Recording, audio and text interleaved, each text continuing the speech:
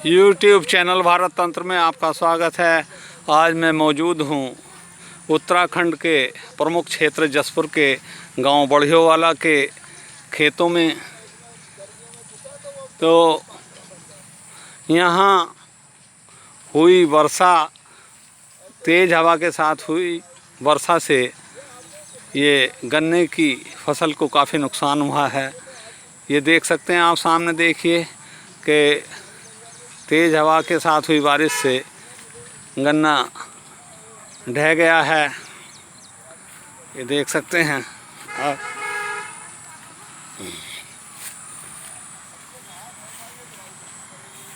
तो जो गन्ना ढह जाता है उसकी पैदावार घट जाती है, ऐसा किसान लोग बताते हैं। तो देखिए, ये गन्ने के खेत में मैं खड़ा हूँ और आपको दिखाना चाहता हूँ कि गन्ना किस तरह से वर्षा से ये ढह गया है। ये देख सकते हैं आप, ये तेज़ हवा के साथ हुई वर्षा से ये गन्ना ढह गया है। ये आपको साफ दिख रहा होगा। मैं अभी और आगे चलता हूँ तो दिखाता हूँ कि गन्ना वर्षा से, ये देखिए,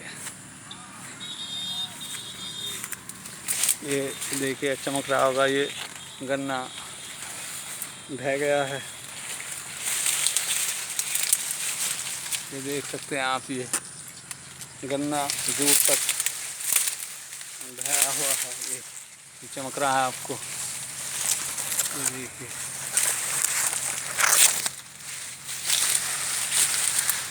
ये गन्ना धराशायी हो गया है। ये तेज हवा के साथ हुई वर्षा से, ये देखिए,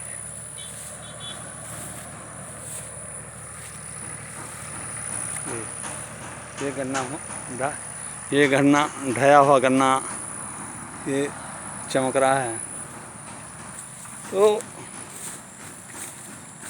इसी तरह से क्षेत्र में गन्ने की फसल और जगहों पर भी तेज़ हवा के साथ हुई वर्षा से ये ढहने की जानकारी मिल रही है।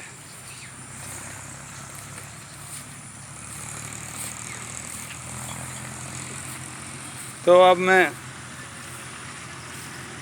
तेज़ हवा के साथ हुई वर्षा से गन्ना ढहने के संबंध में मैं वार्ता करना चाहूँगा।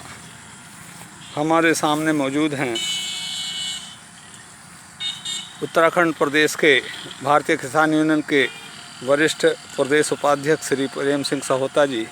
तो सहोता जी, अभी हाल ही में 1-2 दिन पहले जो तेज़ हवा के साथ वर्षा होने से ये गन्ने की फसल जगह जगह ढह गई है, तो इसके संबंध में आप क्या कहना चाहेंगे? देखो, ये बरसात और हवा तो कुदरत का वो है, फिर भी मैं ये कहना चाहूँगा कि किसानों का बहुत नुकसान हुआ है। और इसमें गन्ना जो ढह गया, अभी गन्ना पका तो है नहीं पूरा।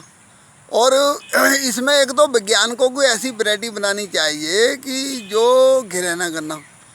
और क्योंकि अब ये देखो कितना गन्ना गिर गया, इसका कितना नुकसान है। इसे चूहा भी खाएगा, गीदड़ भी खाएगा, और आधा भी किसान के पल्ले नहीं पड़ेगा इसमें। अच्छा, कुछ लोग बताते हैं जो गन्ना जमीन पर गिर जाता है तो उसका वजन भी घट जाता, बता रहे हैं। वजन घट जाता है, जब गन्ना टेढ़ा होकर चलता है, अगोला उसका बेकार हो जाता है, वजन घटता है। फिर इसे चूहा खाता है पड़े गन्ने को, और गीदड़ खाता है। ये तो आधा पल्ले पड़ता है फिर। और अब आगे की बात है कि अब गिर गया ये।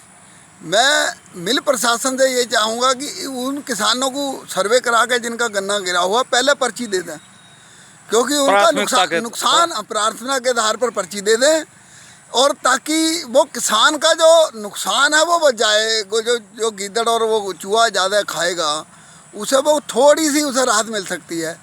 और दूसरी बात, वैज्ञानिकों को ये चाहिए कि जो हमारी वैरायटी हैं, जो ये बार बार गिरती हैं और वो गिरने वाली वैरायटी का शोध करके है वो ऐसी वैरायटी बनाएं।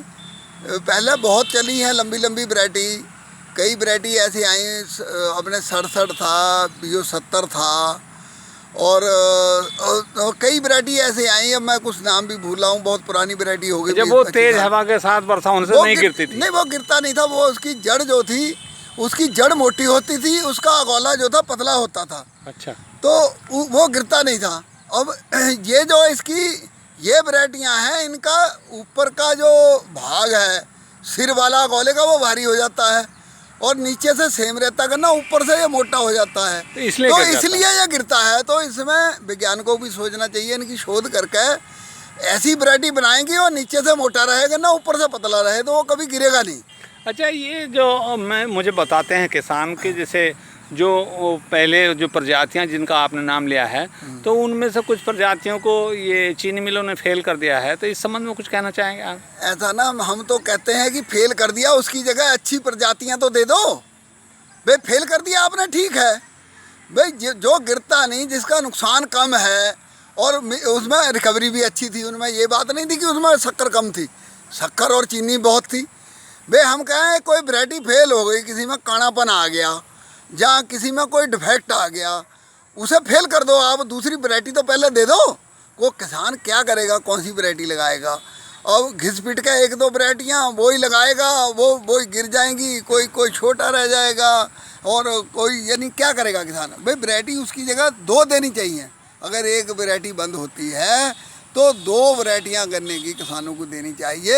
एक तरफ तो सरकार आय दुगने करने की बात करती है, दूसरी बात है हमारी शोध अभी यहाँ तक भी नहीं पहुँची कि हम बंद कर देते हैं वैरायटी, दूसरी दो भाई, दो वैरायटी दो, एक बंद करी है, दो।